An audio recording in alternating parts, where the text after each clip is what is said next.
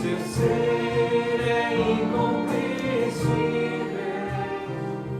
mas Deus do céu cuida de mim.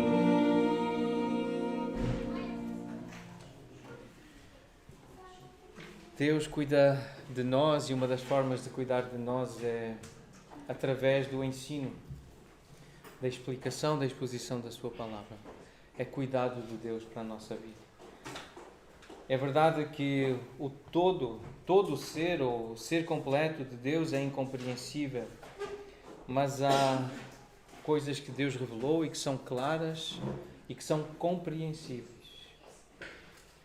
É mentira dizer ou cantar que ninguém explica Deus. É mentira. Porque Jesus explica Deus. Jesus revela Deus. Então há coisas de Deus que nós podemos compreender, sim. E por isso nós vamos abrir a palavra de Deus em Deuteronômio, capítulo 11. Vamos voltar a este capítulo. E vamos ler a partir do versículo 26. Nós lemos porque acreditamos que podemos compreender Deus, a sua palavra, e podemos aplicá-la à nossa vida.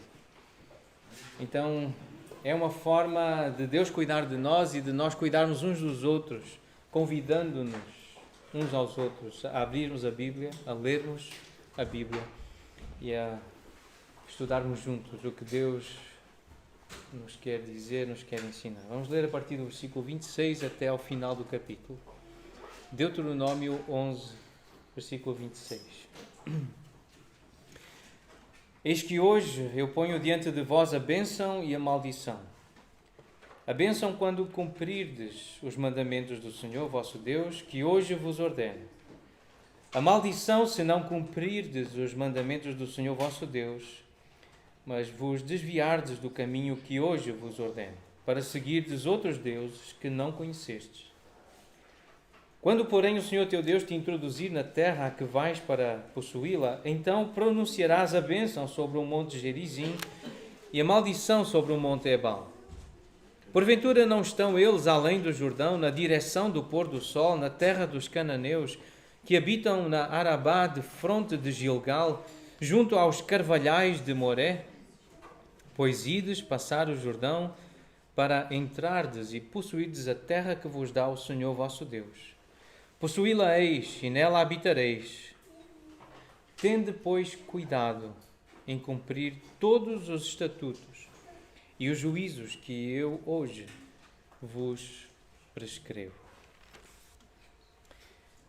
O contexto desta passagem é importante, pois serve como uma conclusão do que nós lemos para trás, essa parte que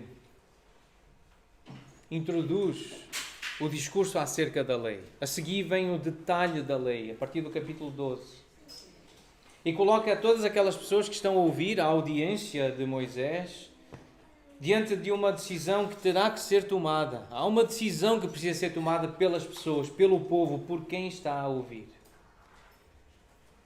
Moisés diz: hoje o coloco diante de vós, porque ele está a representar Deus. Ele está a explicar o coração de Deus. Ele está a falar em nome de Deus. E ele diz: eu coloco diante de vós uma bênção e uma maldição. Ou bênçãos e maldições. As alternativas serão postas diante do povo como bases para a decisão. Bênção e maldição dependem da obediência à lei, que está prestes a ser apresentada, a ser lembrada ao povo. Com detalhe, explicada ao detalhe. Assim, esta passagem que nós acabamos de ler, ela serve não apenas como uma conclusão da parte anterior, mas também como uma introdução para a parte seguinte. Isso coloca os próximos capítulos dentro da sua perspectiva própria e imediata. Logo a seguir vêm os mandamentos, vêm os preceitos, os juízos e todo o poder que há na lei de restaurar a alma, de alegrar o coração, de transformar a vida de pessoas. Então, os mandamentos refletiam o estilo de vida. Como viver? Mandamentos é sobre prática do dia a dia. Tem a ver com as atividades, com as atitudes, com as palavras. É a vida de acordo com a mente de Deus. A boa vida que Deus determinou para o seu povo. Os mandamentos refletem o que é bom para Deus. O que é uma boa vida. Portanto, desobedecer ou não ouvir os mandamentos era afastar-se do único caminho que poderia conduzir à felicidade e à prosperidade no relacionamento com Deus. E andar ou tomar um caminho falso só poderia levar à separação de Deus e ao desastre, à confusão. Quem anda longe de Deus, quem se separa de Deus, quem anda num caminho que não quer saber de Deus, está a caminhar para o desastre.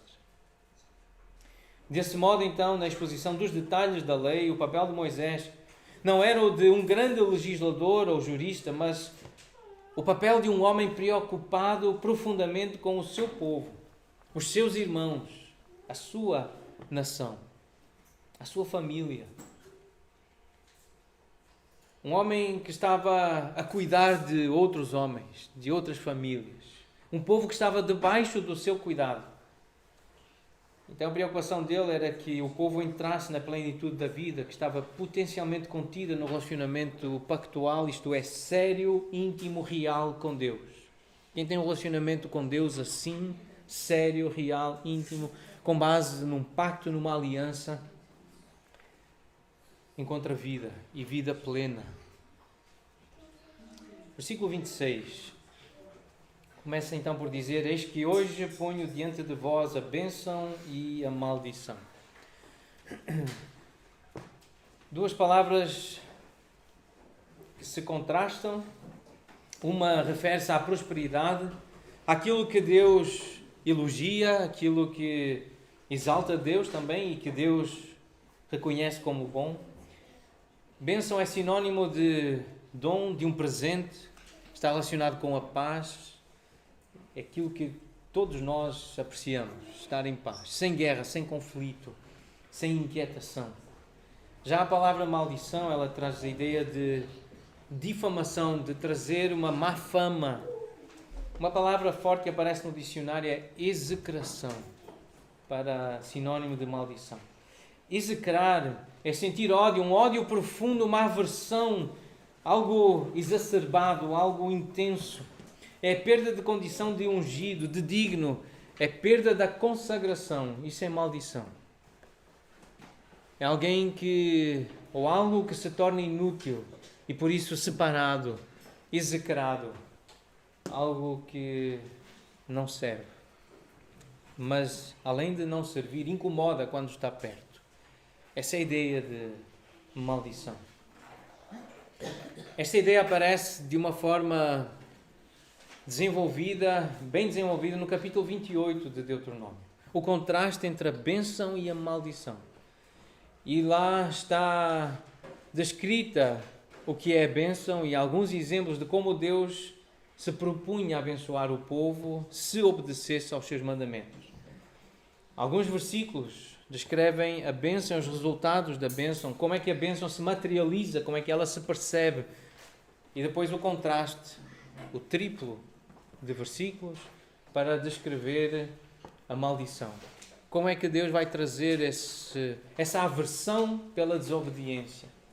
Capítulo 28, as bênçãos decorrentes da obediência e os castigos, as maldições decorrentes da desobediência. O que fica claro aqui é que há uma escolha, há uma responsabilidade do povo. E nós vamos lidar hoje com esse assunto, um assunto difícil. Falar sobre a possibilidade do ser humano fazer escolhas, ser responsável. Este mesmo assunto aparece no capítulo 30, ou isto é como que repetido, é como um eco e desenvolvido no capítulo 30 de Deuteronômio. Esta mesma expressão, vê que proponho hoje, já não a bênção e maldição, mas outras palavras para falar de bênção e de maldição. Vida e o bem para a bênção, a morte e o mal para a maldição. Deuteronômio 30, versículo 15, e no versículo 19 lemos assim: os céus e a terra tomo hoje por testemunhas contra ti, que te propus a vida e a morte, a bênção e a maldição. Escolhe, pois, a vida. O irmão Miguel sugeriu um vídeo com a letra deste texto de Deuteronômio 30. Está em russo, Simon Korolski. O título da canção é Escolham Vida, ou Escolhe a Vida. e dá para ver legendado. É um vídeo no estilo épico e que canta estas palavras de Deuteronômio 30. Escolhe, pois, a vida.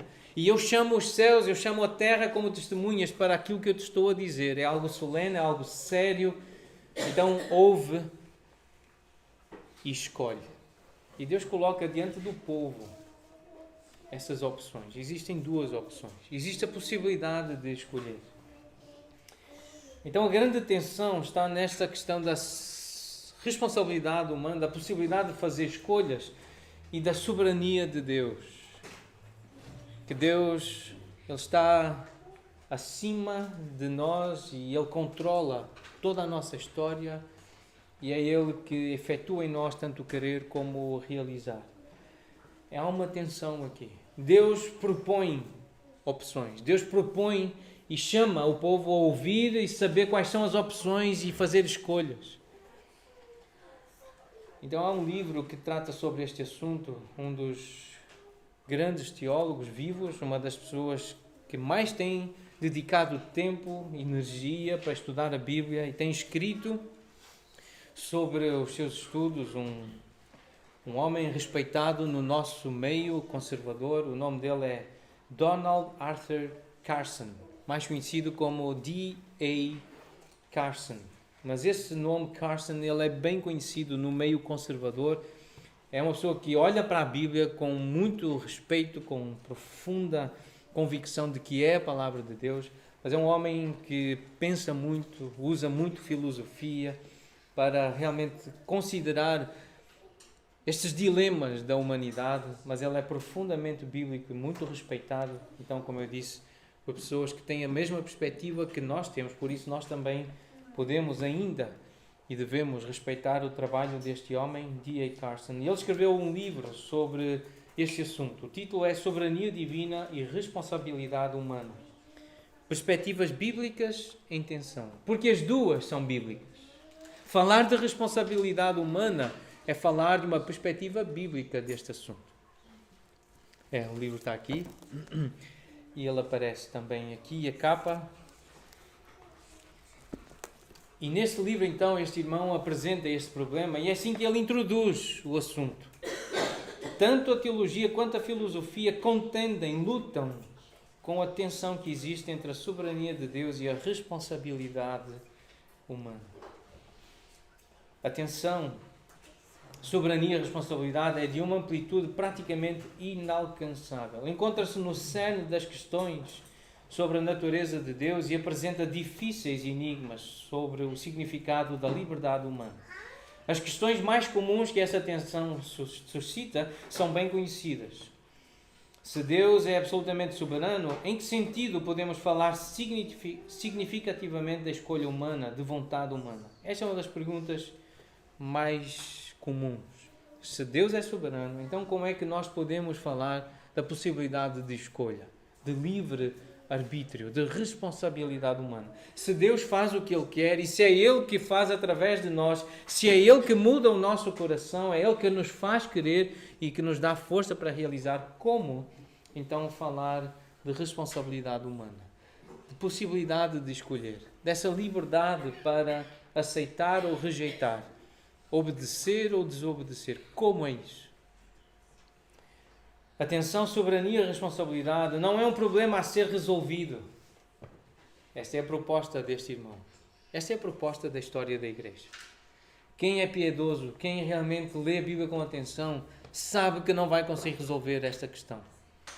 Então ele propõe isso. Em vez disso, é uma estrutura a ser explorada.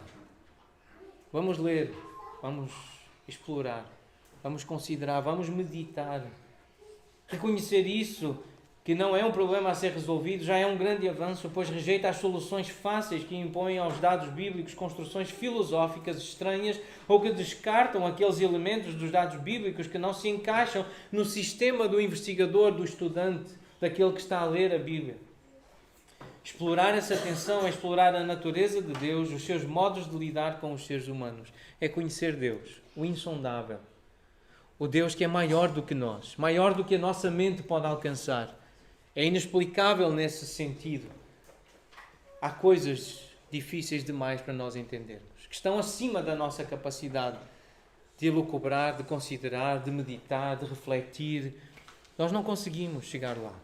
Somos humanos, meramente humanos. No entanto, embora nós não devamos adotar prontamente soluções simplistas, também não devemos sucumbir com demasiada facilidade ao ponto de vista de que a tensão é intrinsecamente ilógica, que não é inteligente, que não é racional. Admitir que não dispomos de peças suficientes do puzzle para completar a imagem é muito diferente de dizer que as peças pertencem a um puzzle muito diferente e, portanto, não poderiam estar relacionadas umas com as outras, mesmo que nos dessem as que estão a faltar. Em outras palavras, parte do propósito de explorar a tensão, soberania e responsabilidade, tanto teológica quanto exegeticamente, lidando com o texto bíblico, com as palavras que Deus escolheu colocar na palavra, na Bíblia, reside no valor de uma reflexão madura sobre o problema. Uma reflexão que trate os dados de forma justa e seja simultaneamente resistente a acusações de irracionalidade e de incoerência.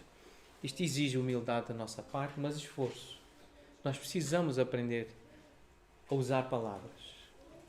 Exige esforço da nossa parte usar as palavras com o sentido com que elas foram criadas para serem usadas, especialmente as palavras de Deus. Isto exige esforço mental. Exige desenvolvimento de competências intelectuais, sim. É algo inteligente, é algo racional, é algo divino e também comunicado à humanidade. Então nós precisamos desenvolver essas capacidades. Aprender com pessoas a falar com respeito sobre algo que é tenso. É difícil falar sobre responsabilidade humana e soberania divina. É difícil, mas vamos usar a linguagem bíblica.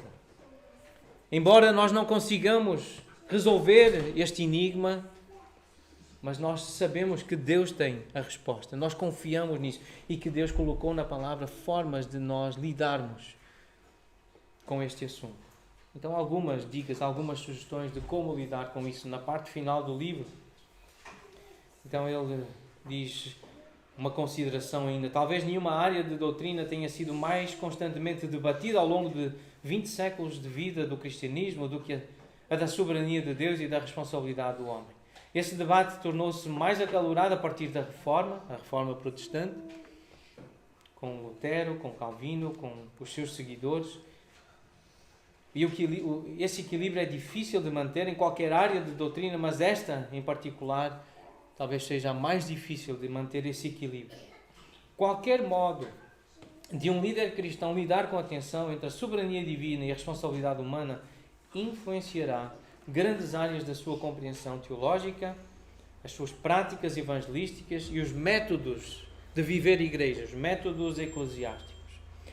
A tensão, soberania e responsabilidade certamente influencia a perspectiva do indivíduo, mais significativamente a igreja local ou algum grupo maior identificado.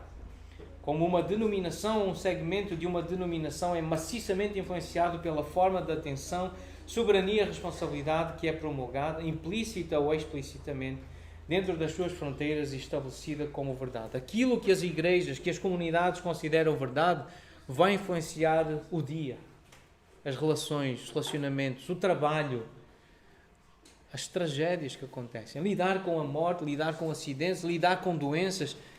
Nós vamos ser tremendamente afetados pela forma como entendemos este assunto. Isto é algo sério. E por isso, a proposta e a conclusão é essa. Não é algo para nós resolvermos, é algo para nós continuarmos a investigar. E a minha conclusão, quando me perguntam se eu sou calvinista, e se nesse sentido é essa resposta que querem que eu dê, se eu pendo para esse lado de ser apenas e considerar apenas a soberania divina, ou se eu sou arminiano e a pergunta traz essa ideia, mas tu acreditas na responsabilidade humana, no livre-arbítrio que o ser humano tem? A minha resposta é: eu creio nos dois. Eu creio nos dois. A Bíblia ensina os dois. A Bíblia fala dos dois e nós vamos ver isso agora. Então essa é a resposta que eu creio que é madura. Essa é a resposta que é bíblica. Eu sei que Deus é soberano. Eu sei que isso não faz sossegar as nossas mentes mais ávidas de respostas concretas. Eu sei que não. Mas sossega o nosso coração e dá-nos paz se nós sabemos que estamos a lidar com um Deus que é maior do que nós. E que Ele nos manda aquietar-nos. e que Ele nos manda ouvir a Sua palavra e obedecer e afirmar o que a palavra diz. É verdade que Ele é soberano, é verdade que Ele faz o que Ele quer, mas é verdade que eu sou o responsável. Eu tenho que ouvir e eu tenho que obedecer. É um mistério, mas é um mistério em revelação. Está a ser revelado. E eu não creio que eu vá ter essa resposta e a nossa igreja vá ter essa resolução desse problema, mas eu creio realmente que nós vamos encontrar essa resposta no Senhor, em Cristo, em comunhão com Ele, que nós vamos encontrar essa paz e essa resposta. Por isso, voltando ao versículo 26, diante de vós ponho a bênção e a maldição, ou seja, há a possibilidade de escolha, há uma responsabilidade que os crentes, que quem ouve a palavra tem que fazer. Isso é bíblico. Nós não podemos tirar essa imagem da Bíblia. Isto é depois da queda. Depois da queda, Deus propõe diante do povo a possibilidade de escolher. Portanto, ainda tem possibilidade de escolher. E se escolherem o caminho mau, Deus diz que dá consequências. Então, há a possibilidade de escolher o caminho bom ou o caminho mau. Voltando a Deuteronômio 30, o início do capítulo diz: quando todas estas coisas vierem sobre ti, a bênção e a maldição que pôs diante de ti, se te recordares delas, entre todas as nações para onde te lançar o Senhor teu Deus, e tornares ao Senhor teu Deus, tu e teus filhos, de todo o teu coração e de toda a tua alma, e des ouvidos à sua voz. Então vejam aqui o destaque. Tornares ao Senhor. És tu que tornas, és tu que voltas para o Senhor. És tu que dás ouvidos à sua voz. Então o Senhor teu Deus mudará a tua sorte e se compadecerá de ti. Tu ouves a voz, és tu que te tornas para o Senhor, és tu que te arrependes e voltas para Deus. Mais à frente, no capítulo 30 ainda, versículo 15, vê que proponho hoje a vida e o bem, a morte e o mal. Se guardares o mandamento que hoje te ordeno, que ames o Senhor teu Deus, andes nos seus caminhos, guardes os seus mandamentos, os seus estatutos, os seus juízos, então viverás e te multiplicarás, e o Senhor teu Deus te abençoará na terra a qual passas para possuí-la. Porém, se o teu coração se desviar e não quiseres dar ouvidos e fores seduzido e te inclinares a outros deuses e os servires, então hoje te declaro que certamente perecerás. Não permanecerás longo tempo na terra a qual vais, passando o Jordão, para a possuires. Ama o Senhor. É a tua vontade. É a tua decisão de andar nos caminhos, de guardar os mandamentos. É o teu coração que tu podes controlar, o teu pensamento, em que é que tu vais pensar durante o dia. O que é que tu vais ouvir? Se tu não quiseres ouvir, se tu te deixares seduzir, se fores seduzido, se te inclinares a outros deuses, se outras coisas forem objeto do teu amor mais do que o Senhor, há consequências. Então tu tens que fazer escolhas. Para onde deixas que o teu coração vai? Para onde deixas que a tua mente vá? Para onde vai o afeto do teu coração? Por isso, versículo 19, os céus e a terra tomam hoje por testemunhas contra ti, que te propus a vida e a morte, a bênção e a maldição. Escolhe, pois, a vida para que vivas tu e a tua descendência, amando o Senhor teu Deus, dando ouvidos à sua voz e apegando-te a Ele, pois disto depende a tua vida e a tua longevidade, para que habites na terra que o Senhor, sob juramento, prometeu dar a teus pais, Abraão, Isaque e Jacó. Então esta mesma ideia é repetida por Josué, discípulo de Moisés, servo de Deus. No fim da sua vida, ele fala com o povo. Depois de conhecer o Deus que cumpre promessas, e o livro de Josué é um livro de promessas cumpridas pelo Senhor. A história da conquista da terra prometida. E depois de conhecer o Senhor, depois de ouvir a lei do Senhor, Moisés diz assim: se vos parece mal servir a esse Senhor sobre o qual eu vos tenho falado, sobre o qual a lei fala, escolhei hoje a quem sirvais, se aos deuses a quem serviram vossos pais, que estavam de além do Eufrates, ou aos deuses dos amorreus, em cuja terra habitais, porém eu e a minha casa serviremos ao Senhor. A nossa escolha é servir o Senhor, escolhei vós. Há essa responsabilidade. Moisés disse ao povo: escolham. Josué diz ao povo: escolham.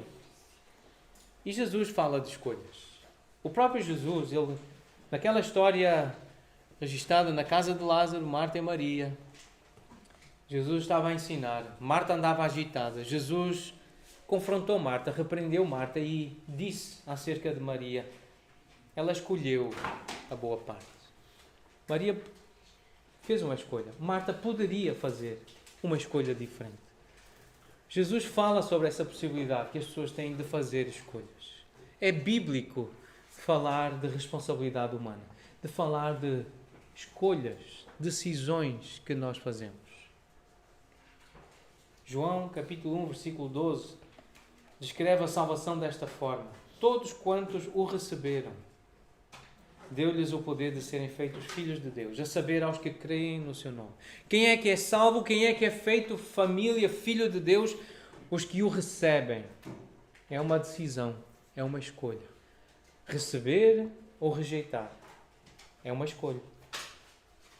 A Bíblia fala de homens que endurecem o coração. Homens que endurecem a serviço, incircuncisos de coração. O coração está duro. Eles endurecem o coração. Eles resistem ao Espírito Santo. Isso está em Atos capítulo 7. Há mandamentos que podem ser resistidos. Há mandamentos que podem ser ignorados, desobedecidos. É por isso que Jesus, ao confrontar os discípulos ou os candidatos a discípulos, ele diz: vós sois meus amigos se fazeis o que eu vos mando. Existe então aqui uma opção, a de não fazer o que ele manda. E se não fizer o que ele manda, então não pode ser chamado amigo de Jesus, discípulo de Jesus. Há, portanto, aqui uma relação direta entre a obediência e a responsabilidade. Em Marcos 16, a condição para a salvação é quem crer e for batizado será salvo. Quem, porém, não crer será condenado. O texto é claro, é quem crer será salvo. O texto não diz, Jesus não disse, quem for eleito será salvo. Não é isso que Jesus está a dizer. Ele diz muito claramente, quem crer será salvo. É Jesus que diz. É a Bíblia que diz que é preciso crer. Se não crer, se não acredita, não pode achar que vai ser salvo. Tem que crer. João 3,16 diz, todo o que nele crê não perece, não tem a destruição eterna. Quem crê tem vida eterna. De novo, é neste contexto de explicar a salvação, é preciso crer, é preciso ter fé. A Bíblia diz que é preciso ter fé. Há uma relação direta entre a obediência, a responsabilidade, a escolha. Nós somos responsáveis pelo que escolhemos. Crer ou não crer, fazer ou não fazer. Gálatas 3 descreve este dilema da bênção e da maldição. E a linguagem do Novo Testamento é Paulo a explicar a lei. É Paulo a explicar o coração de Deus. Então este é um texto importante, que está a comentar Deuteronômio, Gálatas 3, a partir do versículo 10. Todos quantos são das obras da lei estão debaixo da maldição, porque está escrito, maldito todo aquele que não permanece em todas as coisas escritas no livro da lei para as praticar. Então existe a possibilidade de não permanecer no que está escrito, de se desviar, de parar de fazer. Não permanecer é deixar de praticar o que Deus manda. Existe essa possibilidade. E essa pessoa é amaldiçoada. Linguagem do Novo Testamento, explicação neotestamentária acerca deste assunto. Versículo 13. Cristo nos resgatou da maldição da lei, fazendo-se Ele próprio maldição em nosso lugar, porque está escrito, maldito todo aquele que for pendurado no madeiro. Mas para que a bênção de Abraão chegasse aos gentios em Jesus Cristo, a fim de que recebêssemos pela fé o Espírito prometido. E esta é a bênção. A bênção é ter fé. É receber o Espírito pela fé. A bênção no Novo Testamento é receber o Espírito Santo pela fé, ter o Espírito em nós. Primeira carta de João, capítulo 5, versículos 11 e 12. O testemunho é este, que Deus nos deu vida eterna. E esta vida está no seu Filho. Aquele que tem o Filho tem a vida. Aquele que não tem o Filho de Deus não tem a vida. A bênção no Novo Testamento é ter o Filho, é ter vida eterna. Não tem a ver com terras, não tem a ver com dinheiro, não tem a ver com saúde. No Novo Testamento, bênção, e esta é a aplicação neotestamentária para Deuteronômio. A bênção que nós aguardamos é viver para sempre com o Senhor. Foi esta a conquista de Jesus. Nós não estamos aqui à espera de ter um corpo perfeito, estarmos materialmente prósperos, não termos problemas. Não é isso que nós ansiamos. Se conhecemos Deus, se nós conhecemos o que Deus promete, é isto, é ter o Espírito em nós. É ter a certeza, a garantia, o penhor da vida eterna. É ter o Filho, é ter o Espírito, é ter Deus em nós. É ter vida eterna. É assim que Paulo explica. Bênção e maldição. Maldição é não ter Deus, é não querer saber de Deus. Maldição é estar a caminho da perdição. É estar perdido. É fazer decisões disparatadas, insensatas, loucas. É amealhar aqui na terra, sem considerar a eternidade, sem considerar o céu. É trabalhar para ter tesouros aqui na terra, onde ladrões roubam, onde a ferrugem destrói. Que insensatez, que loucura. É assim que a Bíblia apresenta. Bênção é ter o Espírito, bênção é ter o Filho. Assim é ter a vida. E para isto é preciso crer. E a Bíblia diz, tens a opção de crer ou de não crer. Escolhe. Escolhe a vida, então escolhe acreditar. Decide receber Jesus. Decide acreditar e confiar nesta mensagem. É a Bíblia que faz este desafio. É Jesus que faz esta explicação. Mas nós sabemos, e esta é a nossa tendência de destacar a soberania. Nós confiamos no Senhor que é soberano. E vejam de novo Deuteronômio 30. Neste contexto de propor vida e morte, bem e mal, bênção e maldição, no capítulo 30, vejam o que Deus diz. O Senhor circuncidará o teu coração e o coração da tua descendência. É Deus que vai mudar o teu coração. Porque Ele é soberano. A obra é dele. É Ele que transforma o coração para que o amemos e para que ensinemos os nossos filhos a amá-lo. É assim que vamos ter vida, quando tivermos o coração circuncidado, trabalhado pelo Senhor. E a circuncisão envolve sofrimento, envolve sangue, corte. A circuncisão envolve renúncia.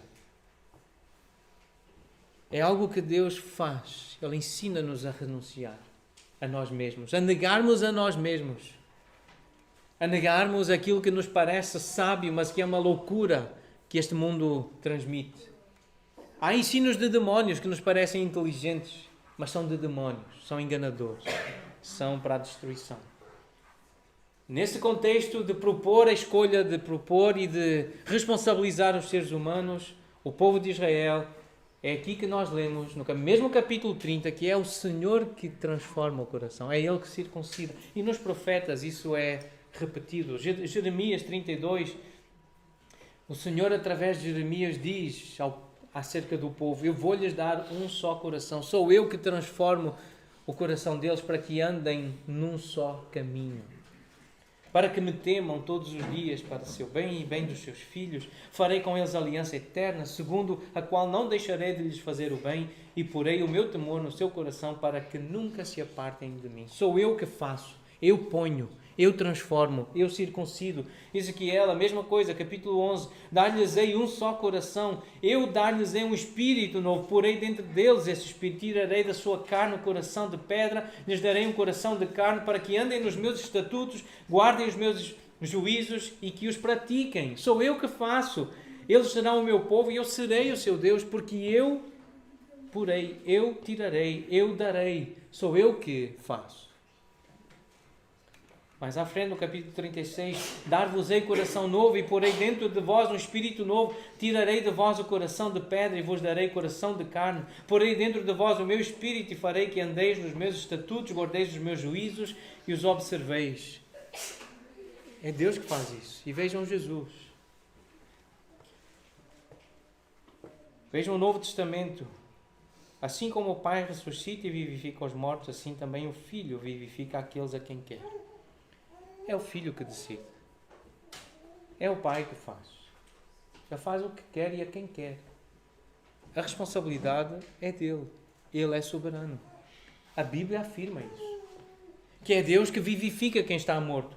Isso é repetido em Efésios. Uma carta para explicar o Evangelho a uma igreja, exaltando Deus nos primeiros capítulos, e nessa exaltação, descrevendo a humanidade morta em delitos e pecados. Mas que Deus dá vida ao morto. É a iniciativa dele. É o poder dele. Versículo 5. Estando nós mortos em nossos delitos, ele nos deu vida juntamente com Cristo. Pela graça sois salvos. Nós somos salvos pela graça, porque Deus agiu a nosso favor. Ele veio, nós estávamos mortos, não podíamos escolher nada, não podíamos querer nada, não podíamos decidir nada. E Ele veio até nós e dá-nos o seu Espírito para nós querermos, para nós vivermos e vivermos para sempre. É assim que o Novo Testamento descreve salvação. É assim que esta questão é apresentada nas Escrituras. Este é talvez um dos principais textos na Bíblia, no Novo Testamento, para descrever Deus sobre este assunto. Não depende de quem quer ou de quem corre. Romanos 9,16. Depende de Deus usar a sua misericórdia. É bem claro este texto. Acerca da grandeza, da omnisciência, da omnipotência, da soberania de Deus. Deus faz o que Ele quer. Não depende de quem quer ou de quem corre, mas de Deus usar a sua misericórdia, a sua graça.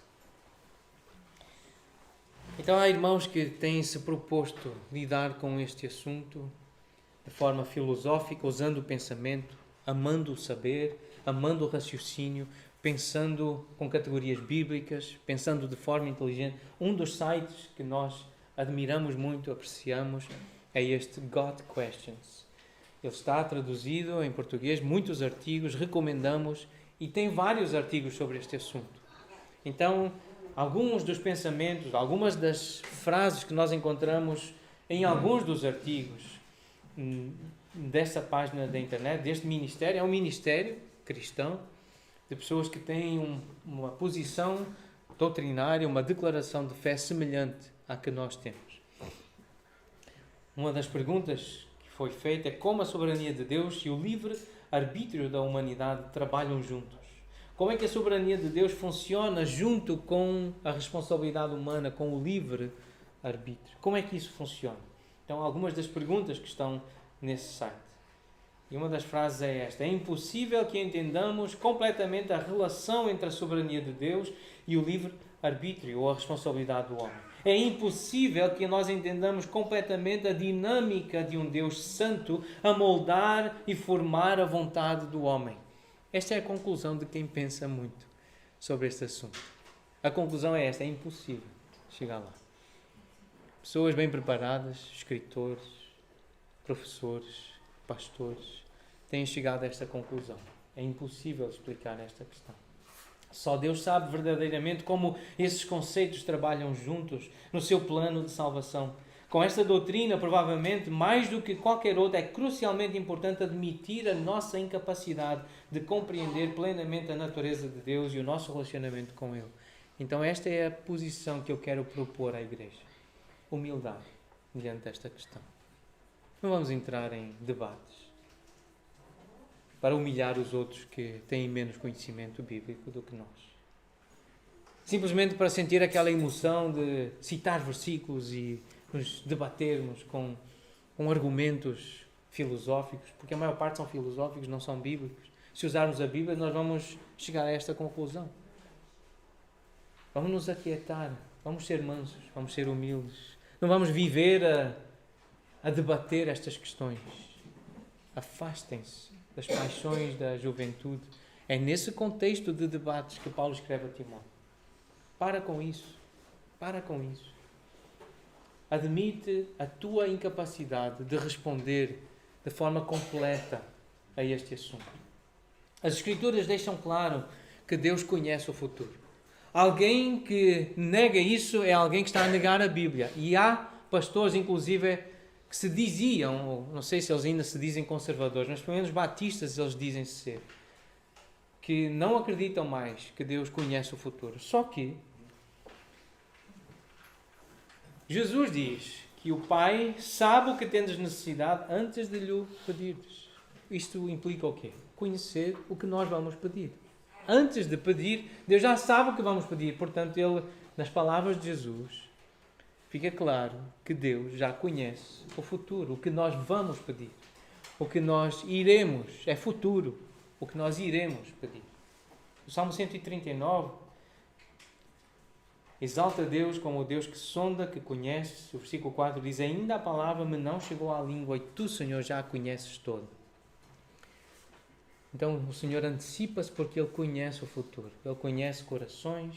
Deus conhece o futuro, tem total controlo, tem total soberania sobre todas as coisas. Nele, diz Paulo em Colossenses, nele foram criadas todas as coisas nos céus, sobre a terra, as visíveis, as invisíveis, sejam tronos, soberanias, quer principados, quer potestades, tudo foi criado por meio dele e para ele. Ele é antes de todas as coisas, nele tudo subsiste. E voltando então ao Antigo Testamento e ler Daniel capítulo 4, versículo 35. Todos os moradores da terra são por ele reputados em nada.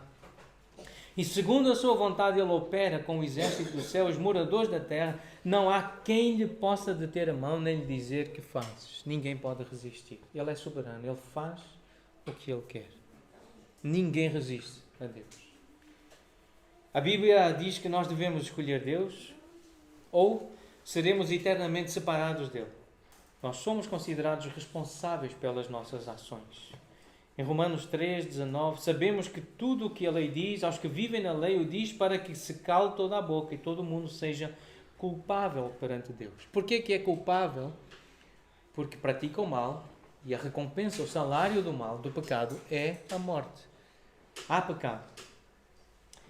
Romanos 9, versículo 19, tu me dirás de que se queixa ele ainda, pois quem jamais resistiu à sua vontade? Quem és tu, ó homem, para discutir com Deus? Porventura, pode o objeto perguntar a quem o fez, por que me fizeste assim? Ou tem o oleiro direito sobre, ou não tem o oleiro direito sobre a massa, para do mesmo barro fazer um vaso para honra e outro para desonra? Portanto, a Bíblia diz que Deus é soberano, Ele é todo-poderoso, Ele está acima de nós, mas nós somos responsáveis pelos nossos comportamentos, pelos nossos desejos, os nossos pensamentos. Agora, como é que esses factos funcionam juntos? É impossível para uma mente finita como a nossa compreender.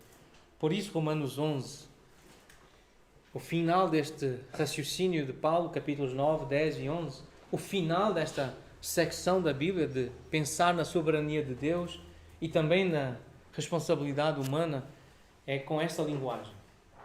Sabemos se é um hino, se é um poema, mas que é bonito é.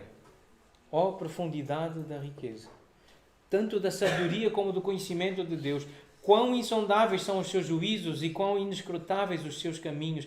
Quem, pois, conheceu a mente do Senhor, ou quem foi o seu conselheiro? Quem primeiro deu a ele para que lhe venha a ser restituído? Porque dele e por meio dele e para ele são todas as coisas. É por isso que ele é digno do louvor, da glória, da nossa adoração. Porque ele é bem maior do que nós podemos entender. As pessoas podem assumir um dos dois extremos, e é isso que tem acontecido. Alguns enfatizam a soberania de Deus a ponto de os seres humanos serem pouco mais do que simples robôs a fazer o que foram programados soberanamente para fazer. Outros enfatizam o livre-arbítrio a ponto de Deus não ter controle ou conhecimento completo de todas as coisas, mas concluímos que nenhuma destas posições é bíblica. Ir longe demais para qualquer um dos lados resulta numa compreensão distorcida da salvação. A verdade é que Deus não viola as nossas vontades ao nos escolher e nos redimir. Em vez disso, o que a Bíblia ensina é que Ele muda os nossos corações para que as nossas vontades o escolham. Ele circuncida o coração. Esta é a linguagem bíblica. E é a linguagem que eu convido os irmãos a usar. É assim que nós devemos nos aproximar deste assunto. Deus transforma corações. Se eu creio, foi porque Deus me amou. Se eu amo o Senhor, é porque eu fui amado primeiro. É porque Deus trabalhou no meu coração, na minha mente, Ele transformou-me para que eu o amasse. Jesus diz, não tendes, falando aos discípulos, não fostes vós que me escolhestes a mim, pelo contrário, eu vos escolhi a vós outros. É isto que a Bíblia diz. É isto que nós devemos crer. Então o que é que devemos fazer? Primeiro devemos confiar no Senhor, sabendo que Ele está no controle. Confia no Senhor. Entrega o teu caminho ao Senhor. Não procures a tua razão, não procures o teu entendimento, é a tua lógica. Confia, reconhece que o Senhor é o Senhor, que Ele é Deus. Reconhece em todos os teus caminhos, inclusive é neste caminho de encontrar respostas, que deves continuar à procura. Sim, deves meditar sobre isto. E Ele endireitará as tuas veredas, é a promessa do Senhor. Confia no Senhor, busca o Senhor. A soberania de Deus deve ser um conforto para nós. Não uma questão para nos preocupar ou para criar debates, discussões entre nós. A soberania de Deus é para nos levar a descansar no seu poder. É fonte de consolo. Saber que temos um Deus todo-poderoso. É fonte de descanso. É água tranquila. É pasto verde. Nós devemos viver as nossas vidas tomando decisões sábias, fazendo escolhas certas de acordo com a palavra de Deus. Porque a palavra de Deus ela é inspirada por Ele e ela é apta para nos instruir, para nos ensinar. A palavra, ela guia-nos, ela aperfeiçoa-nos, ela educa-nos na justiça. Se alguém precisa de sabedoria, peça a Deus, Deus dá. Tiago 1:5. Não haverá desculpas diante de Deus para escolhermos a desobediência. Nós não teremos ninguém para culpar a não ser a nós mesmos pelo nosso pecado, pelas nossas escolhas. Não é o diabo, muito menos Deus. A Bíblia diz que nós somos responsáveis pelas nossas escolhas. Por último, mas não menos importante, nós devemos adorar ao Senhor, louvando-o por ser tão maravilhoso, por ser infinito, poderoso, cheio de graça e misericórdia e por ser soberano. O que eu espero que esta reflexão bíblica produz em nós é esse desejo de louvar o Senhor, de contemplá-lo, de o adorar, de lhe dar graças, de lhe dar glória, porque Ele é Deus e Ele é maior do que nós podemos conceber. Que possa produzir isso em nós.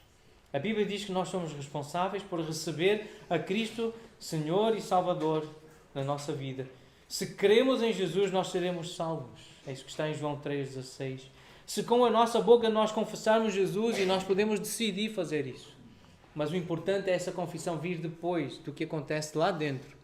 Se há crença, se há confiança, se há fé no coração que Deus ressuscitou Jesus dentre os mortos e que Ele nos vai ressuscitar. Deus sabe quem será salvo e Ele escolhe quem será salvo. Nós devemos escolher a Cristo para sermos salvos. Isto é tudo linguagem bíblica. Como esses factos funcionam juntos, é impossível para uma mente finita como a nossa compreender. E por isso, podemos dizer, ó profundidade da riqueza. Ó profundidade. Isto é demais para mim. Nós podemos repetir essas palavras de Romanos 11. A nossa responsabilidade é levar o Evangelho ao mundo. Mateus 28, 18 a 20. Com toda a autoridade, Jesus diz: ide e fazei discípulos, ensinando-os a guardar todas as coisas que eu disse. Recebereis poder, o Espírito Santo há de estar em vós, para que sejais minhas testemunhas. Então nós devemos deixar a presciência, a eleição e a predestinação para Deus e simplesmente obedecer ao mandamento de compartilhar o Evangelho. Esta é a conclusão destes irmãos do God Questions. Preocupa-te com aquilo que tu já entendeste e que sabes que é o teu papel. Fala de Jesus. Conta a história de Jesus. Explica o Evangelho. Voltando a Deuteronômio 11, especialmente a partir do capítulo 12 e essa secção que vem a seguir, esses detalhes da lei, dessa explicação, essa exposição da lei, o papel de Moisés não era um erudito, um conhecedor da lei, um jurista, um advogado, mas o papel de Moisés era o de um homem profundamente preocupado com o que o povo estava a viver. Povo que estava debaixo dos seus cuidados. para que esse povo entrasse na plenitude da vida que estava potencialmente contida no relacionamento com Deus. Esse relacionamento sério, íntimo, real com Deus. Pessoas que se relacionam com Deus como nós nos relacionamos uns com os outros, como uma pessoa real, que nos ouve, que nos vê, que está aqui, com quem nós vamos estar. Então a preocupação é essa. É o relacionamento com Deus.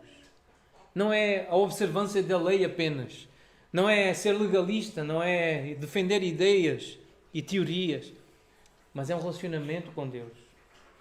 E é por isso que nós evangelizamos, é por isso que nós pregamos, é por isso que nós aconselhamos, é por isso que nós ensinamos, porque nós queremos que as pessoas que nós conhecemos, as pessoas que nós amamos, que tenham vida, que a tenham em abundância, que desfrutem da vida. A terra prometida era sinónimo da vida eterna. Passar o rio era passar para outra dimensão da vida. E nós queremos. Por isso falamos das leis de Deus, por isso falamos do Evangelho, porque nós queremos o bem das pessoas. Nós queremos o melhor para as pessoas. Quando o Senhor teu Deus te introduzir na terra que vais para possuir, então pronunciarás a bênção sobre o monte Gerizim, a maldição sobre o monte Ebal.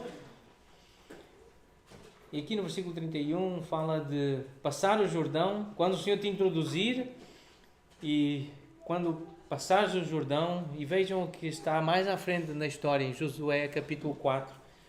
Nós começamos a ler o capítulo 4 e lemos assim: tendo o povo passado o Jordão, o Senhor falou, tendo o povo, mais à frente no versículo 11, tendo passado todo o povo, passou a arca, os sacerdotes, à vista de todo o povo, passaram os filhos de Rúben, Gado, meia tribo de Manassés, na frente dos filhos de Israel, como Moisés lhes tinha dito.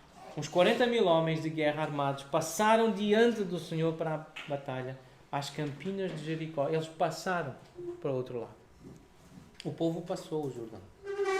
Moisés estava a dizer quando passares. Deus estava a dizer através de Moisés quando atravessares. E Josué está a dizer o povo passou. Tendo passado. O povo passou o Jordão tal como Moisés tinha dito. Deus falou, Deus fez. Então nós podemos confiar que Deus fala, Deus faz. Hoje é assim também. Quando o Senhor teu Deus te introduzir na terra que vais para possuí-la, então pronunciarás a bênção sobre o monte Gerizim e a maldição sobre o monte Ebal.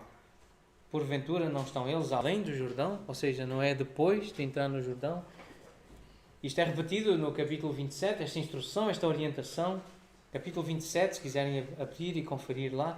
Moisés e os anciãos de Israel deram ordem ao povo, dizendo: guarda todos estes mandamentos que hoje te ordeno. No dia em que passares o Jordão, à terra que eu te der, levantar-te-ás pedras grandes e as caiarás. Havendo passado, escreverás nelas todas as palavras desta lei, para entrares na terra que te dá o Senhor teu Deus, terra que mana leite e mel, como te prometeu o Senhor Deus de teus pais. Quando houveres passado o Jordão, levantarás estas pedras que hoje te ordeno no monte Ebal e as caiarás. E mais à frente no capítulo estão descritas as maldições. Quais são as frases que o povo deveria pronunciar no monte Ebal? As maldições estão registadas entre os versículos 11 e 26.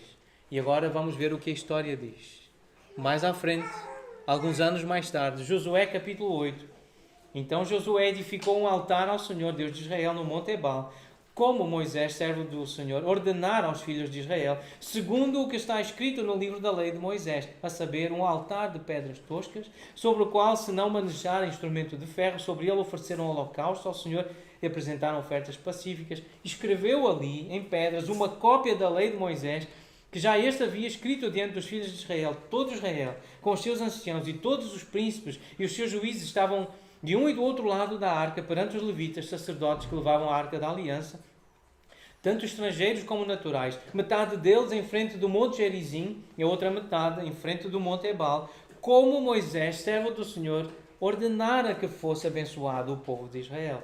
Depois leu todas as palavras da lei, a bênção e a maldição, segundo tudo o que está escrito no livro da lei. Palavra nenhuma houve de tudo o que Moisés ordenara, que Josué não lesse para toda a congregação de Israel e para as mulheres e os meninos e os estrangeiros que andavam no meio deles.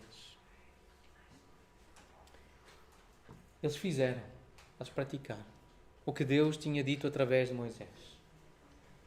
Eles leram, eles estudaram, eles conheceram Deus, a sua vontade, e eles praticaram. Isto aconteceu, está escrito na história. É um bom exemplo para nós seguirmos. Lermos a lei do Senhor, os mandamentos dele, lermos até aos meninos que devem estar no nosso meio, para eles ouvirem o que Deus ensina. Qual é a vontade de Deus? Como é que se tem uma vida boa, uma vida plena, uma vida abundante? Como é que se tem essa vida boa aqui na terra? É ouvindo Deus.